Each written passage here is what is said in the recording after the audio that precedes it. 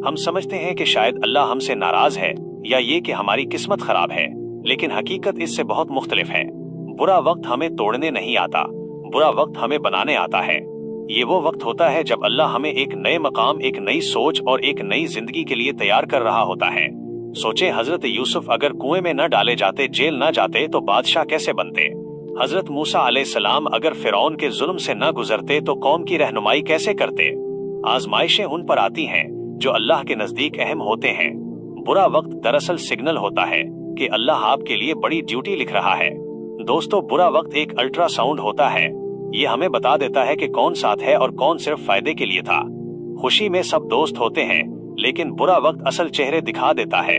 इसलिए बुरे वक्त से डरने के बजाय उसका शुक्रिया अदा करें, क्योंकि ये आपके गिर्द का गंद साफ कर देता है।